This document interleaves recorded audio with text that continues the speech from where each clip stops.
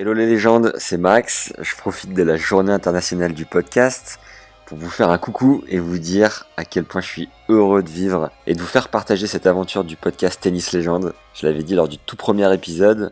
Merci à Johan qui a créé Tennis Légende il y a maintenant 10 ans, de me faire confiance dans cette aventure et de me laisser autant de liberté. J'aurais vraiment jamais pensé parler à tant de gens qui me font rêver autour du tennis et entendre autant d'histoires, de parcours de vie et d'anecdotes qui nous régalent. Mention spéciale pour l'Asbar, évidemment, avec lequel j'ai noué un lien hyper agréable. On a passé plus de 30 heures en ligne pour vous enregistrer les optimisations stats, la formation stats, les 4 clés offertes et j'en passe. J'ai eu l'impression de vivre avec Fabrice Barrault à un moment donné. Jean-Philippe Vaillant et Sam Sumik sont aussi des personnes qui m'aident énormément dans ce projet. Merci pour vos dizaines de retours. Tous ceux qui prennent le temps de le faire chaque semaine, ça compte énormément. Vous imaginez bien le plaisir que je prends en vous lisant. Venez me dire en commentaire, ce qui m'intéresse, c'est les moments où vous écoutez le podcast. Le jour de la semaine, le moment de la journée ou de la soirée. Ce que vous aimez particulièrement et ce que vous aimeriez y trouver en plus.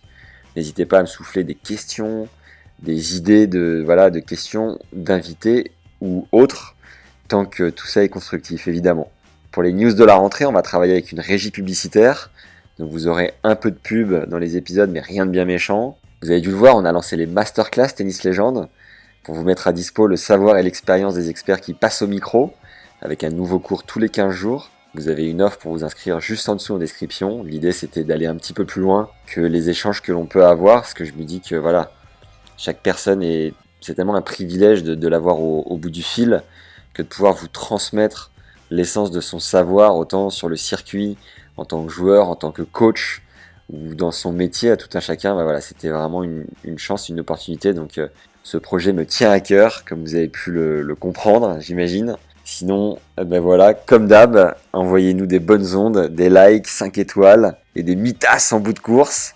Merci encore une fois de faire partie de l'aventure, les légendes. C'est un régal d'animer ce projet ensemble. Avant de terminer, j'ai une petite anecdote dont je vais vous faire part. C'était une année, je devais avoir 12 ans, je pense. On était à Roland-Garros avec mon père. On va se perdre tout au bout du stade, mais vraiment sur le dernier terrain. Et on aperçoit John McEnroe qui s'entraîne avec je ne sais plus qui d'ailleurs. D'ailleurs, à cet âge-là, à 12 ans, je connaissais à peine John McEnroe et j'avais évidemment pas conscience du monstre sacré qu'il était et de tout ce qu'il représente, alors qu'aujourd'hui, forcément, c'est quelque chose qui me parle davantage, surtout quand on le voit dans les médias, quand on voit son côté pointu, précis et l'influence qu'il peut avoir dans le tennis.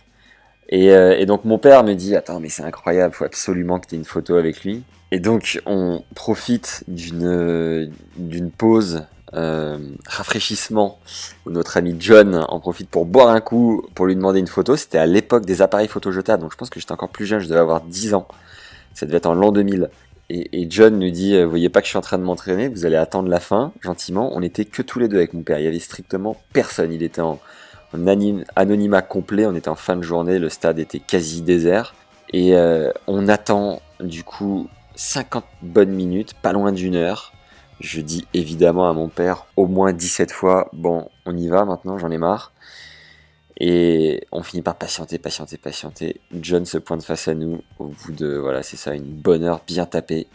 Mon père lance la photo et la fin de pellicule, la base de tout ce qu'on aime de ses ancêtres de l'appareil photo, du jetable. Donc on a non seulement jamais eu la photo, j'avais à mon sens perdu une heure, parce que j'en avais rien à secouer, moi, du John. Et ma patience avait été mise à rude épreuve. Et bref, je me suis bien fait fourrer. Enfin, on s'est bien fait fourrer. Voilà pour la petite anecdote. J'ai cherché les légendes. C'est pas la meilleure, mais c'est à peu près tout ce que j'avais en stock et que je voulais vous relater. Voilà. Je renouvelle le fait que c'est un plaisir de ouf d'animer ce podcast. Je me régale semaine après semaine. Je suis ravi que ça vous plaise aussi. Je suis toujours ravi d'échanger avec vous.